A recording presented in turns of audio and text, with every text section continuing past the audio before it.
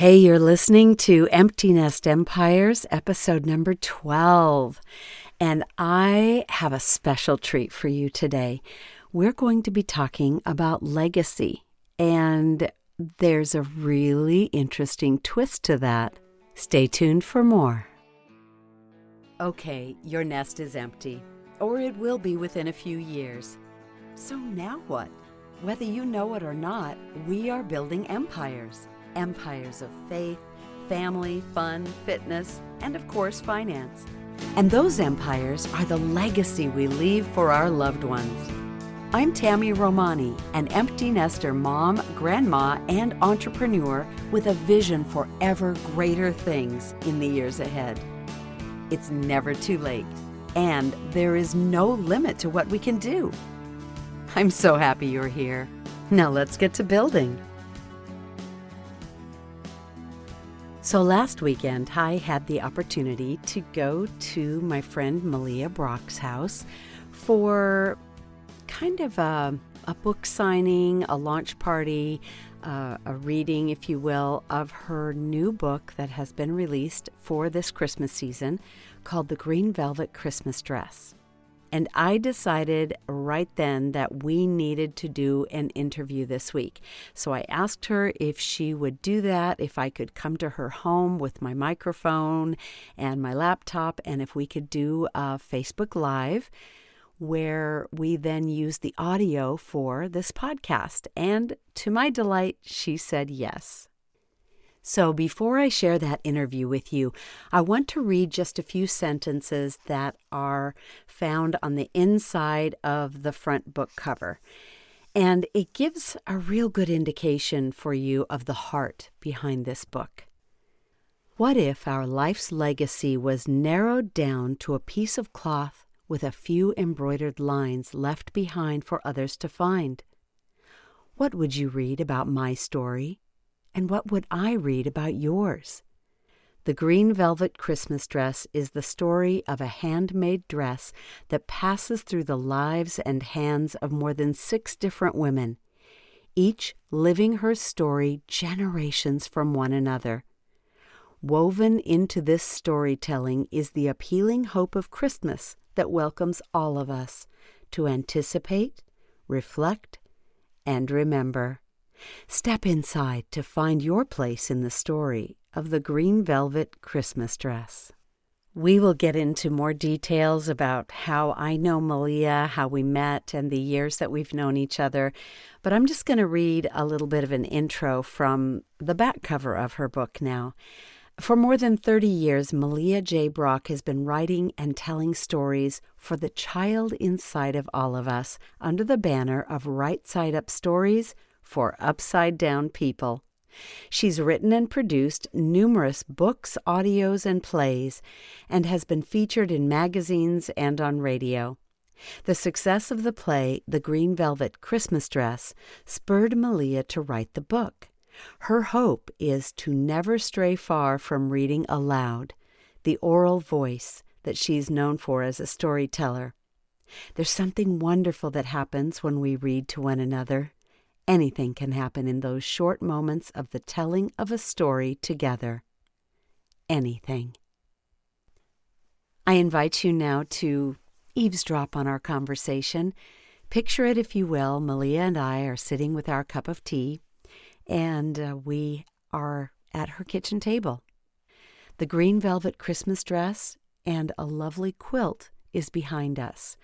And I will say that if you want to see the visual of those 2 items, go check out my Facebook page, Tammy Romani, and there is a live broadcast of this very interview there. But I hope you enjoy our conversation, and I hope you will buy the Green Velvet Christmas Dress. My guest today is Melea J. Brock, and Melea is an author and a brilliant storyteller. She's a playwright. She's just a wonderful artist. And a woman. And a woman. And a mom. And a mom. And wife. Yes, all those things. Sister, aunt. Yes. All that. And we're here in her beautiful home because I wanted to show you the props behind us. Mhm. And if you're listening on the podcast, you're going to have to go to Facebook and watch the replay of this to actually see what we're talking about the couple of times that we talk about it.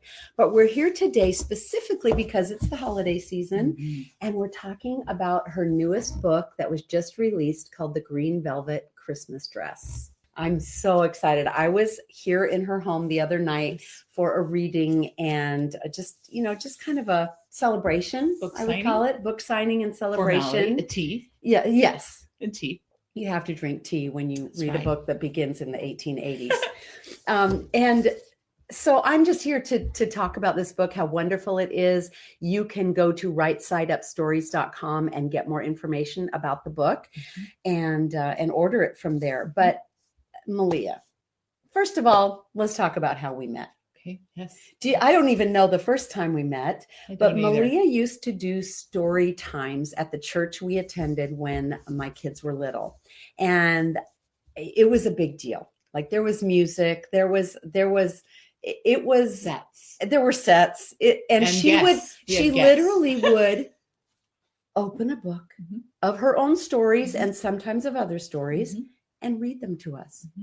And I used to read to my kids every night. As a matter of fact, one of the reasons I started auditioning for audiobooks is because when my kids were little, you're already doing them. I used to create characters, and they actually applauded one time when I reached the last page and closed it. They both went. I'll tell you, that's a moment as a mom you never forget. No. And so then when I got back into this whole world of voice acting, and I was like, I have to do books. And so I love reading books, and I love reading. But this story in particular, I want to go back to how we met.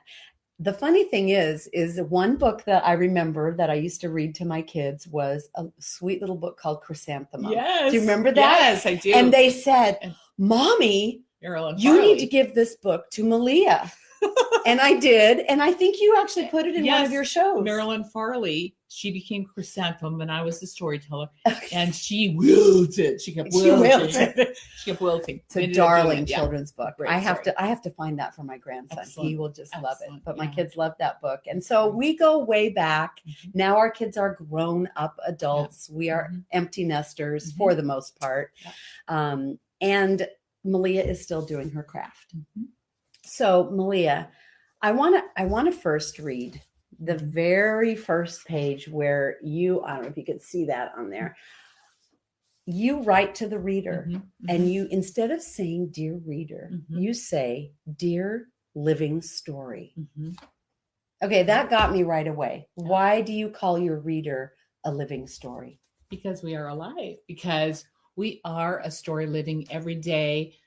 Some of us very on purpose, some of us not so on purpose, hurried, taking our time. We're all living stories and people are reading us all the time. They're watching and observing and taking in who we are. We're having an impact, whether we choose to believe that or not, every single day. So we are a living story and we have a lot to tell and a lot to expose people to simply by just living it out loud and on purpose.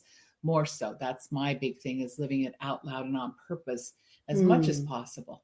Okay. I like that phrase, out loud and on purpose. But this book was born out of a play that you wrote. Yes. Now, can you tell us about how was the origin of this book that first was a play?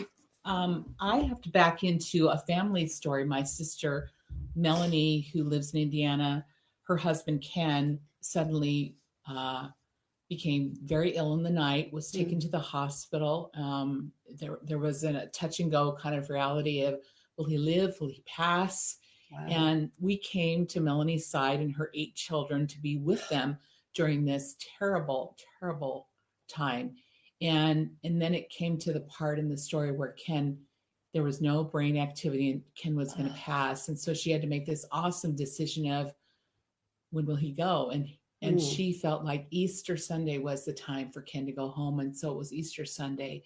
And then my husband and my daughter and my son and I, who were there with them, had the privilege, and I say privilege, of walking through the grief of a family and the loss of a father and a husband. And it exposed me to grief in a way I'd never been exposed to grief before. And it made a difference in the way I looked at life tremendously. And then as the time went by with my sister and her grieving process, I don't know why, but I wanted to write a story that would have something that would pass through time, that would have a legacy attached to it. And the idea of a dress walking through time, passing through time somehow came to my mind. And then my sister's daughter, my niece, Julie, came to stay with us for a short period of time during the summer following her father's passing. And she stayed with us while she took a class at the U.S. Center for World Missions.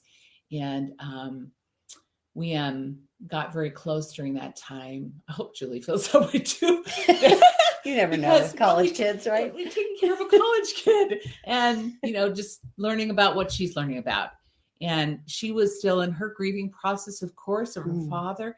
And I remember Julie would sing her heart out. She plays beautifully, sings beautifully.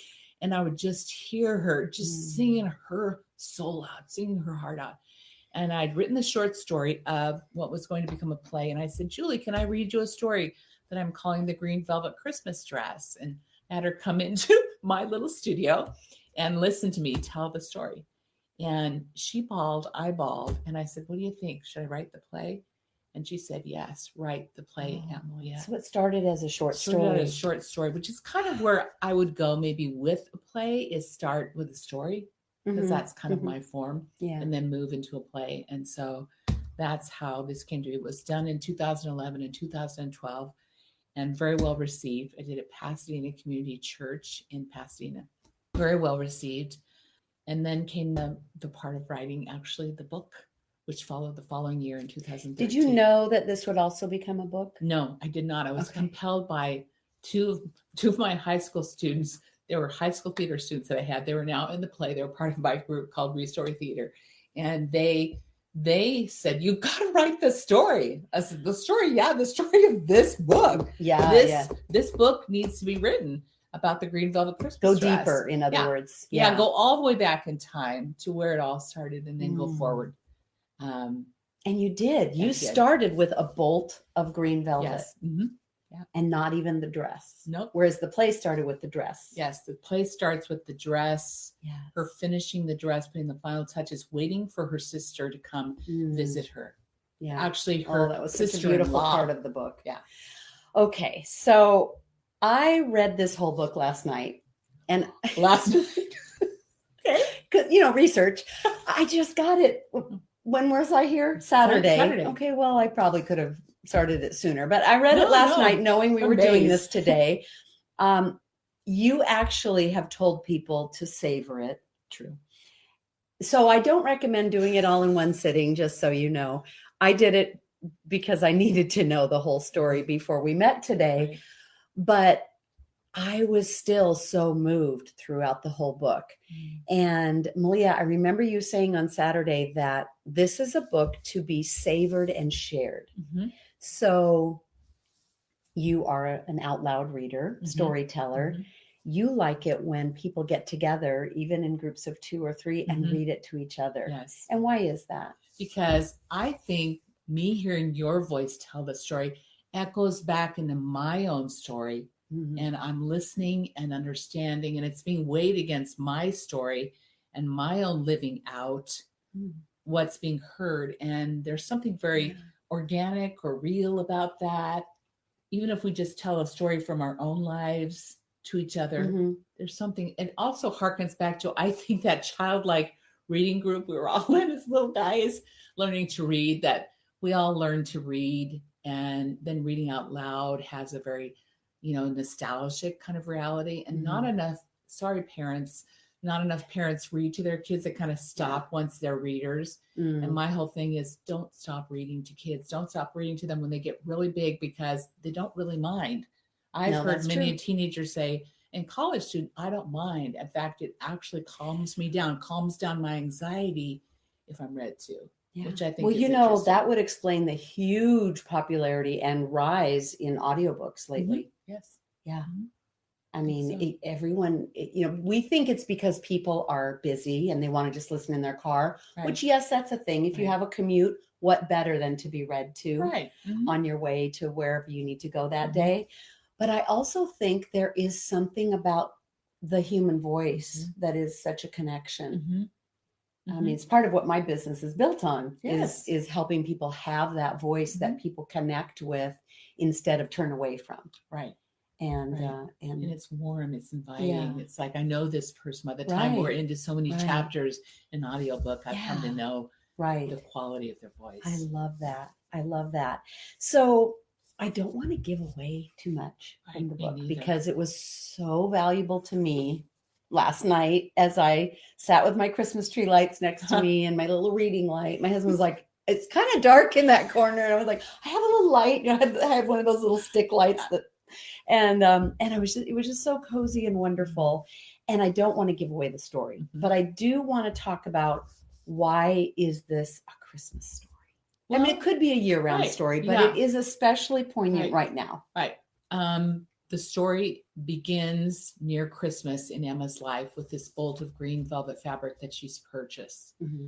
And she goes home and finds her, I'm sorry, I'm telling some of the story, so forgive me, those who are going to get it, purchase it.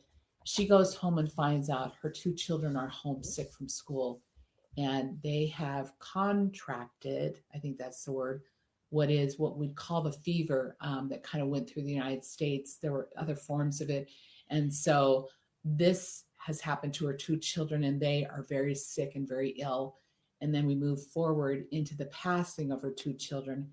And I'm going to tell you this, and her husband. So in the first 2 chapters. Well, you kind of gave away a lot right there. Yeah, I kind of take. Yes. But I want just a little warning there. Because we need to hear. Yeah, especially if you're going to have children. Just yes, read this. Yeah. You got to be ready, mom and dad. It kind of starts with a big discussion. Grandma, grandpa, uncle. You got to be ready for, why did they have to die? Yeah. This is a very important question. But it wasn't, there was hope woven into it. And I want to hear, you already told us that your sister lost her husband. And I believe you said on Saturday that that's where this all came from. But then after you wrote that part of the book, you shelved it for a while. Yes. Because you had to spend time with that family. And as an artist and as a writer, I think a lot of artists out there and writers can relate to that. That when you're telling a story, you get so involved that you've just written about this family, but you've also written hope into it. So I do want to tell you that. Don't avoid this book because of what she just let you know about. There's so much hope, even in that part of the story. Yeah. I mean, beautiful hope of restoration and healing. And it's just, and neighbors, yes. the part that we play in each other's lives. Yeah. I mean, you've really, throughout the whole thing, there's partnerships and neighbors, every story. So this is the first dress behind us. Now, if you're listening, again, if you're on the podcast later, you need to go to Facebook and catch a picture of this. I'm going to move my chair a little bit. Am I in the way? No, I'm just going to go so everyone can see that it's a full-length dress. It's very similar to what's on the cover of the book. It actually is the dress on the cover. This is the act. This is the dress you envisioned. This is the actor, actually. Oh, okay. Who played the part of Emma. So you can see. So there. That is what the dress looks like. Permission to use her picture. And this is the dress that was used in the play, the costume. Correct. Okay. And the hat. It's so amazing that you have that. So amazing that you have that. So let's talk about your story then, woven into it. While you shelved that, you didn't know the other characters. You didn't know where the dress was going from there. To a degree, I knew the story because the play told me the direction I would be heading. Okay. But I was so undone by their passing, by Emma and her husband's passing and her 2 children, that I got stuck in grief because I was missing them too. Wow. And it's a strange thing when a story catches you and holds you. As a writer. Yeah. And I just kind of put it away, and I can't even begin to move forward yet. But I would return to it because writers do that. They return to a story to see, is it time to start again? Is it time now? And I would write a few paragraphs, but I'm not a writer who pushes a story because I find there's a false kind of feel to the storytelling if I push it. So I avoid that as a writer. But then my own story changed. Yeah, I told some tell of us that. about that. I had a stroke in 2015. I didn't know I'd had a stroke, but my right side of my body, my leg, my hip, all the way down to my toe, my toes on my right. I just stepped out of frame. It went numb, and I didn't know what was going on, and nobody could tell me. No chiropractor could give me a solution or an answer. And finally, I went to the hospital and found out I'd had a stroke. But it wasn't until I was in an MRI that they could figure out it was a stroke this woman had. And then a couple of days later, my neurologist said, I don't think you're going to walk again, which I refused to believe. I think he thought I was a little nuts, that I was refusing to believe his diagnosis for. It was awfully soon for him to say that. Well, I think doctors go on what they're seeing and what they have found, and whatever he had found, whatever he had been testing my leg to see, is there anything this woman's feeling, was showing nothing. No movement whatsoever was coming. So I did not believe that. I believed God was going to heal me. And I was evaluated for rehab therapy, and I was able to sit on the side of the bed and stand with help, a gatefold belt around me. And I was able then to move into rehab therapy. And the first day of rehab therapy, I had a second stroke. And so I was back to critical care again. Oh my. I know. Kind of stunning. I don't think I knew that. Wow. And so, and then I was taken back into rehab and started again and learned to walk. And actually, my occupational therapist, her name ends up being in the story of Marla Bradshaw, one of the characters, amazing physical therapist and occupational therapist, taught me how to live again and how to walk. And it was a miracle. I kind of saw that woven into your book as well, that experience. Yeah. So people that believe in you help you move forward in things. And that was what compelled me to move forward in writing the rest of the story. Was two of my high school students who said, Mrs. Brock, because I wasn't Mrs. Brock to them anymore, I was Melea, when are you going to finish this story that you started? When are you going to finish writing the Green Velvet Christmas story? Okay, so you're in recovery from 2 strokes. Are you writing then? Are you seeing it? It wasn't until I was home and actually learning to fully walk. I came home in a wheelchair with a walker, and had to then have another therapist come and teach me how to walk, pushing that walker more actively, and then using a cane, 4-pronged cane, and then a single tip cane. And she was relentless. She was one of those physical therapists that was relentless. You will walk before I finish with you, Melea. Yeah. I did. Well, that's what you need. And I did. Yeah. She's excellent. Wow. But those students were the ones who came and had dinner and said, where is the rest of the Green Velvet Christmas dress? So this was shelved while you're going through all this, of course, because you had to focus on that. Yeah.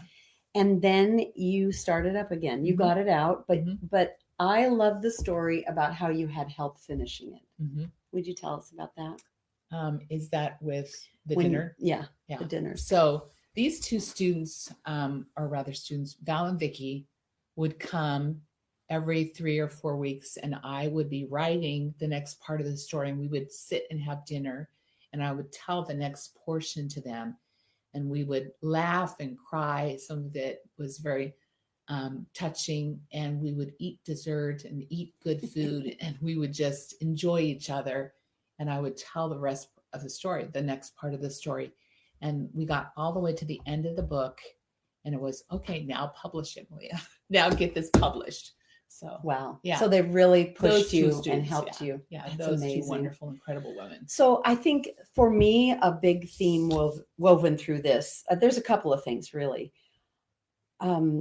One is that an inanimate object can actually be part of your legacy, which I found so interesting.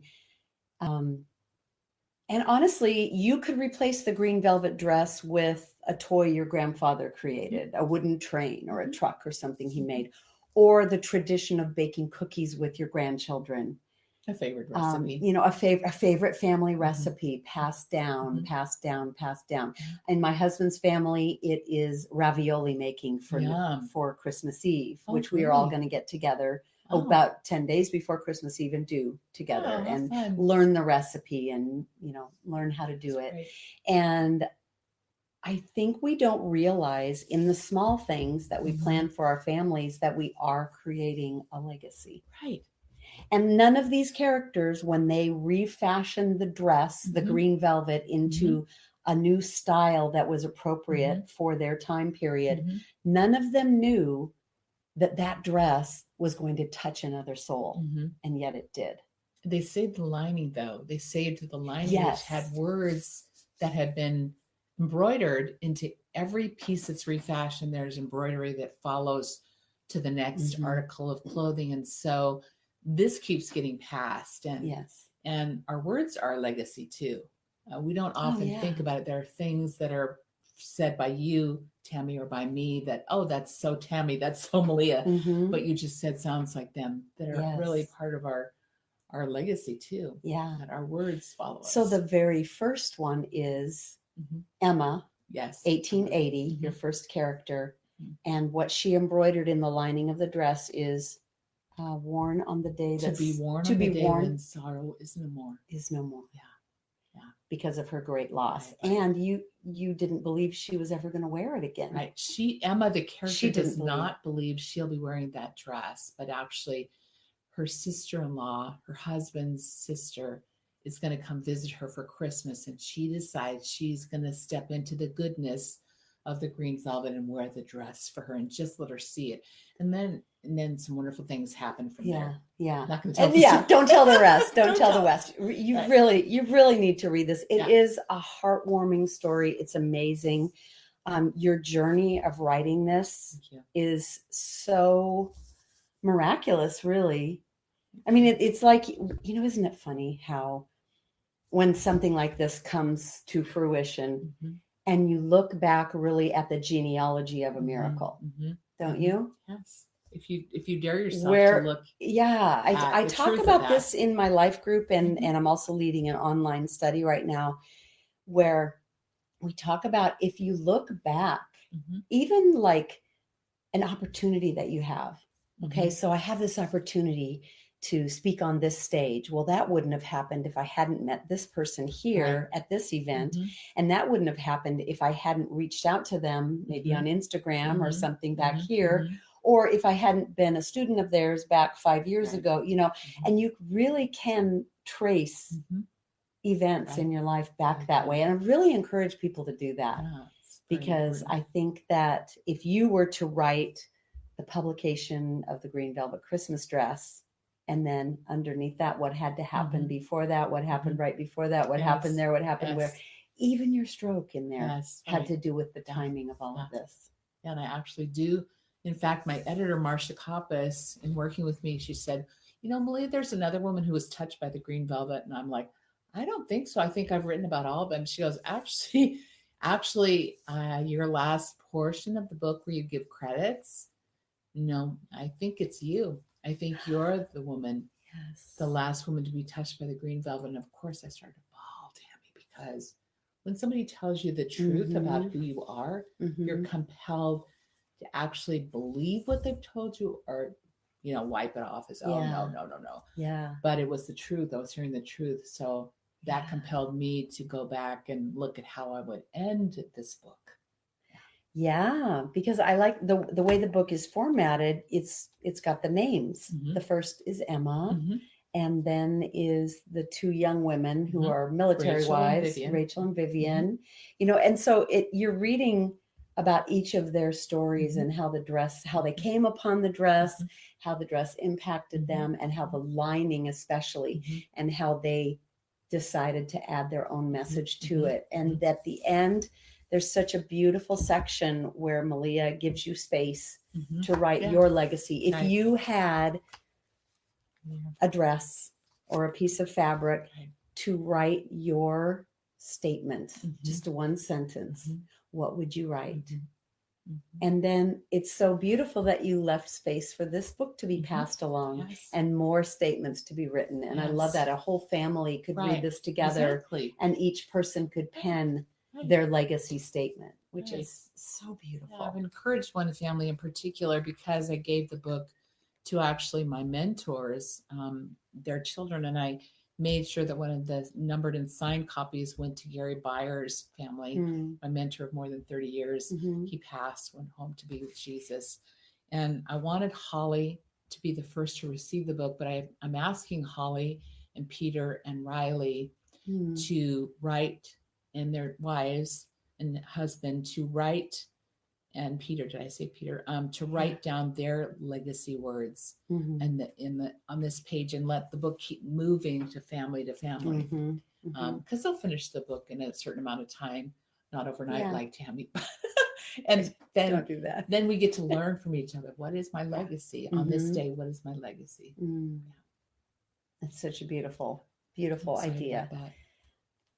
I hope that this speaks to people who don't feel like they are a seamstress, or, I think they will especially be moved by it.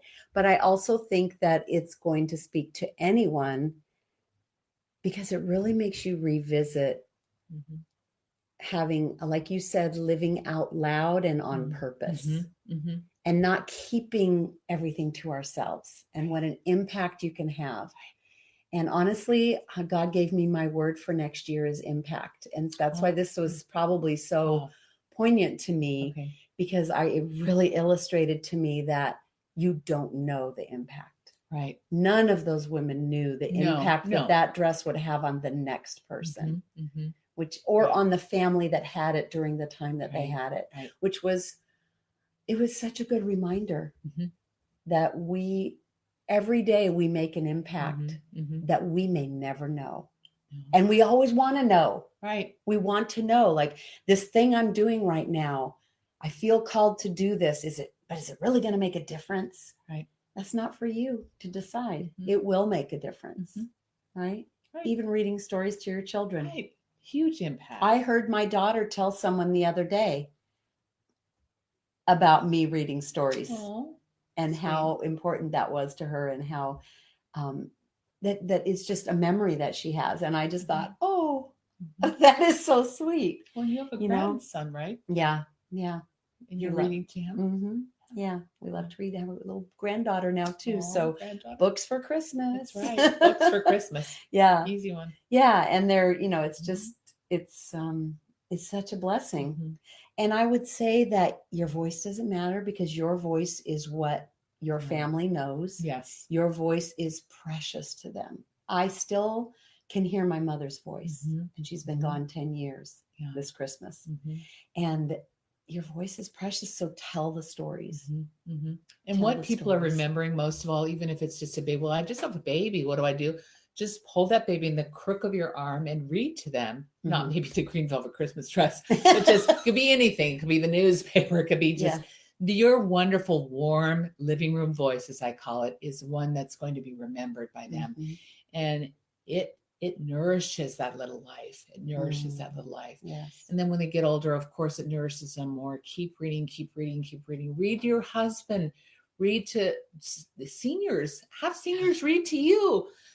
They would love that, and you would love it too. And then let them just tell you some of their stories, because there isn't a better story than the story out of a senior. It's funny. I've been doing that lately. I was I had an event down in Long Beach, and I just thought, if I'm this close to the ocean, I'm going to go gaze at it. So I was near Belmont Shore. There's not really any waves there. It's kind of a bay. You can look across the harbor. And I walked out on the pier, and there was a gentleman there, and his only job was to paint every day, paint over the graffiti. Okay. Wow. How nice. But I started chatting with him. Oh yeah. He said, "This is my office. I've worked here for 30 years. He was just lovely. And so I chatted with him, and he was a believer, and we just had the best conversation about just the impact that he can have speaking with one-on-one with people in his daily, going about. I want to hear people's stories. Me too. Just yesterday, I walked by a house. I put it on my Instagram because it made me laugh. I walk by this house all the time. I've never noticed this before. There were right by the front door 2 little statues of pigs. So 2 little pigs with wings. Oh, You know, when The pigs fly. Well, when that traditionally means a very negative thing. Like Right. that'll happen when pigs fly. Yeah, right. And so the little dog came out to see my big dog, and the gate was open, and the man came out, and he was originally from China. Mhm. And I asked him, me, because nosy that I am, I see those pigs there by your front door. What do they mean? Right. And he said, oh, nothing. I think they're just decorations.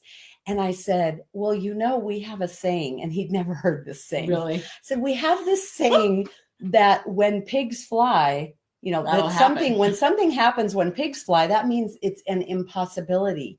And I said, but maybe having those there means you're expecting the impossible to happen, Right. that you have great hope. Mhm. And I kind of flipped it. Mhm. And he just lit up and said, yes.